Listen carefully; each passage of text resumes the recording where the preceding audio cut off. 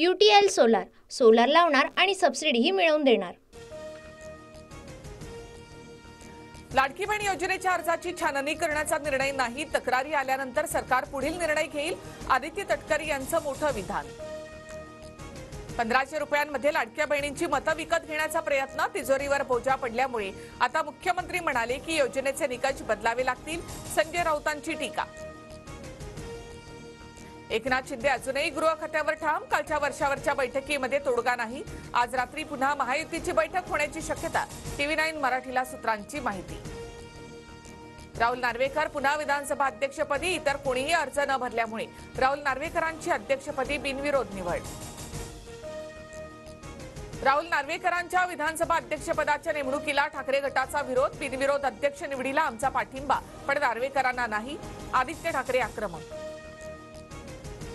राहुल नार्वेकरांनी मी पुन्हा येईन असं म्हटलं नव्हतं, पण नाना पटोलेंमुळे वाट मोकळी झाली, देवेंद्र फडणवीसांचा टोला, तर नार्वेकरांनी 2.5 वर्ष न्यायाधीशाप्रमाणे काम केलं असं म्हणत फडणवीसांकडून कौतुक।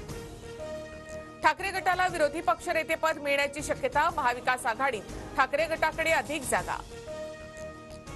वक्फ दुरुस्ती विधेयकासाठी राज ठाकरे मैदानात, शेतकऱ्यांच्या जमिनी वक्फच्या घशात जाऊ नयेत, मनमानी कारभाराला सरकार चाप कसा बसवणार, लातूरमधील घटनेचा दाखला देत राज ठाकरे यांचा सवाल।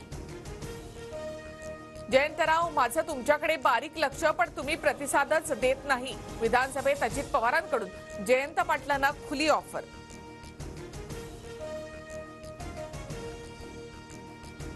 योग्य वेळी योग्य निर्णय हे आपल्या पक्षाचं घोषवाक्य, आम्हाला प्रतिसाद कधी देणार या अजितदादांच्या प्रश्नावर जयंत पाटलांचं सूचक उत्तर।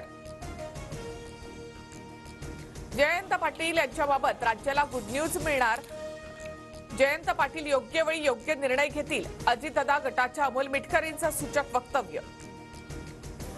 नाना पटोलेंच्या विजयी मतांच्या फरकावरून शिंदे आणि अजित पवारांकडून पटोलेंची खिल्ली, 208 मतांनी नाना पटोले वाचले, सभागृहामध्ये शिंदे आणि अजित पवारांची टोलेबाजी।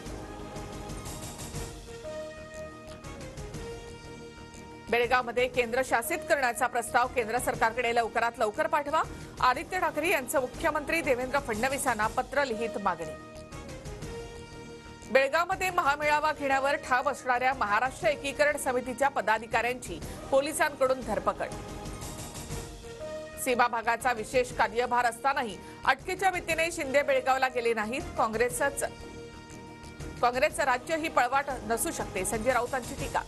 पुण्यात महाविकास आघाडीच्या पराभूत उमेदवारांची ईव्हीएम विरोधामध्ये सुप्रीम कोर्टात धाव, सर्व पराभूत आज याचिका दाखल करणार, सुप्रीम कोर्टाच्या वकिलांनाही भेटणार। सिरियाचे राष्ट्राध्यक्ष बशर अल असद यांना रशियाचा आश्रय, बशर अल असद यांचं संपूर्ण कुटुंब सुरक्षित स्थळी असल्याची माहिती, राष्ट्राध्यक्षांनी देश सोडल्यावर सिरिया बंडखोरांच्या ताब्यात। UTL सोलार सोलार लावणार आणि सबसिडीही मिळवून देणार।